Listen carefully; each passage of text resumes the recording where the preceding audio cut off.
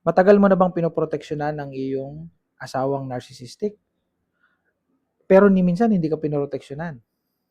So ito yung point wherein ilang dekada ka nang nagtatago ng sikreto. Pag nagtanong sa iyo ang nanay mo o tatay mo, sasabihin mo walang problema.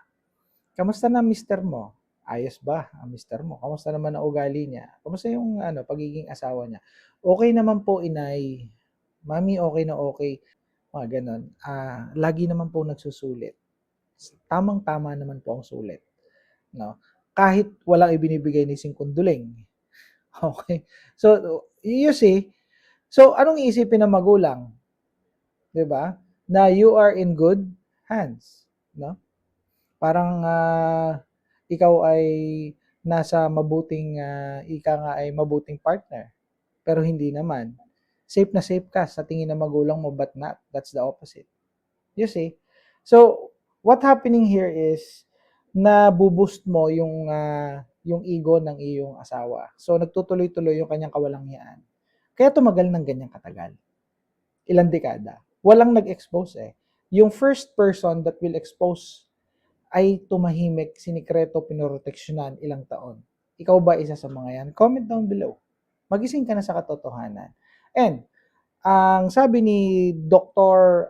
Darbasula, no, isa sa pinakamagaling na psychologist, no, sa US, pagdating sa narcissistic relationship. Sabi niya doon is, huwag niyong poproteksyonan ang narcissist ninyong asawa. Hayaan ninyo na makita ng mga tao kung sino siya.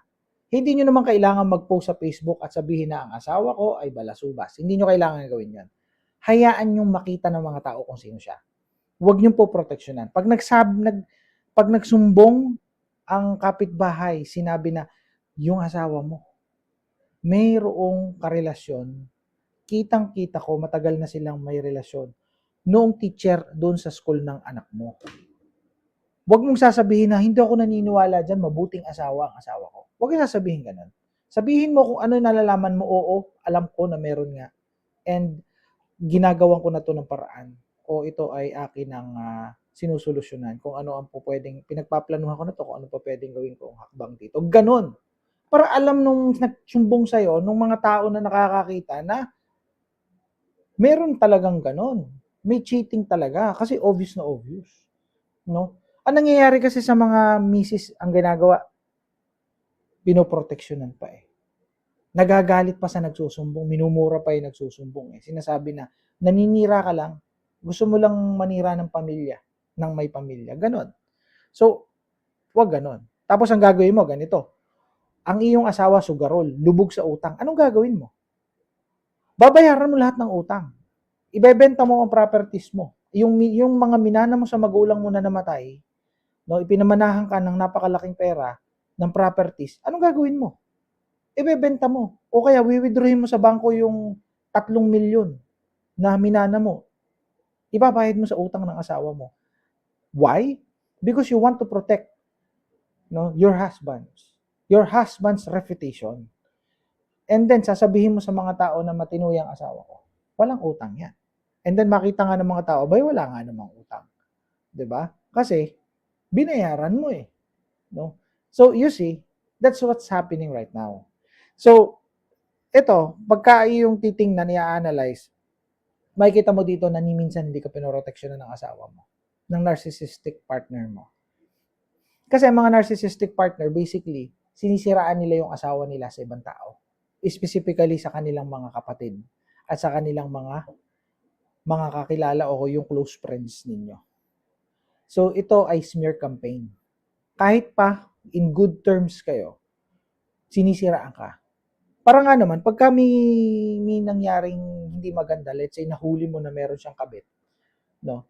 Merong mga tao nakakaalam na masama ang ugali mo dahil yun yung ipinaalam niya. So sasabihin niya na alam niyo na kung bakit ako nangabit, kung bakit ako sumama dun sa kabit ko, kung bakit ako nagkakabit. Kasi masama ugali ng asawa ko. Di ba matagal ko na ikinukwento sa inyo na bungangera yan. Masama ugali niya, madamot yan. No? Yan ay makasarili. Yan ay pabaya sa mga anak ko. Kaya hindi ko gusto ugali ng asawa ko na yun. Kaya kitang-kita nyo naman, eto yung nangyari.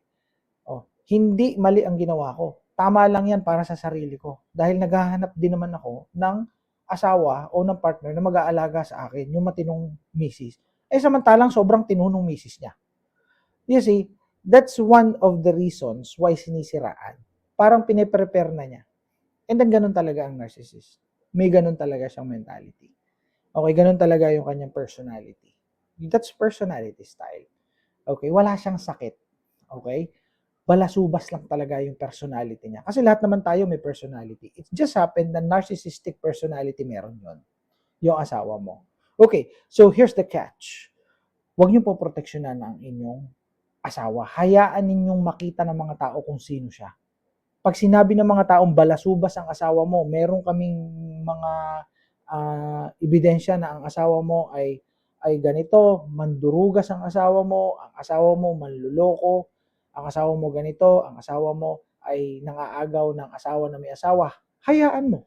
Huwag mong proteksyonan. Kung may utang siya at wala ka naman talagang ibabayad, huwag kang mangutang sa ibang tao o sa iyong pamilya para lang bayaran yung utang niya. Kasi mamimihasa yan. It will be a cycle of abuse. Paikot-ikot lang yan. You see, it will not stop. It will continue. Okay? See you in my next content. Bye for now.